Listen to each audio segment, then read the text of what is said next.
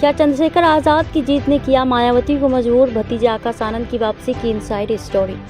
Bahujan Samaj party यानी कि BSP की सुप्रीमो मायावती ने एक बार फिर आकाश आनंद को अपना उत्तराधिकारी घोषित कर दिया है, साथ ही राष्ट्रीय समन्वयक का पद भी लौटा दिया है। खास बात है कि बीते साल दिसंबर में ही उन्होंने भतीजे आनंद से पद छीन लिया था। अब मायावती के इस यूटर्न को लेकर राजनीतिक चर्चाएं तेज हो गई हैं।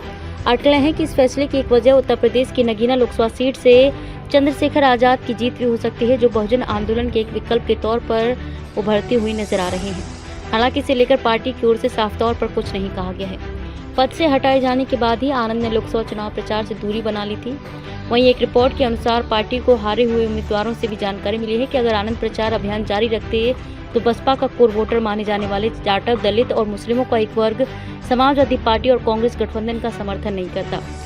अब एक और जहां मायावती कांग्रेस और सपा के खिलाफ हमलावर रहती हैं, वहीं आनंद शिक्षा, गरीबी जैसे मुद्दों को लेकर भाजपा के खिलाफ बोल रहे थे।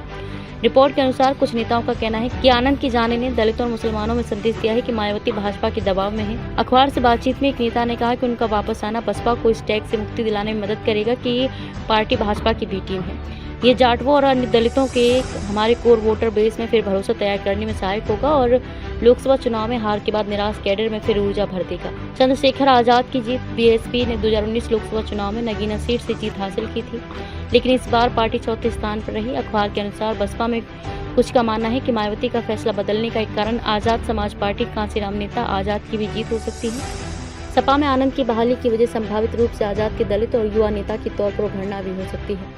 अखबार के अनुसार बसपा के एक नेता ने कहा कि अब लोकसभा में बसपा का एक भी सांसद नहीं है और आजाद देश भर में घूमते हुए सदन में दलितों और मुसलमानों के मुद्दे को उठाएंगे। ये एक दलित नेता मायावती के विकल्प के तौर पर उभरने में उनकी मदद करेगा और बसपा को कमजोर करेगा। इस डैमेज कंट्रोल के लिए आनंद की वापसी जरूरी थी। कहा जा रहा था कि लोकप्रिय चेहरे की कमी भी एक वजह हो सकती है, जिसके चलते बसपा को लोकसभा चुनाव में झटका लगा।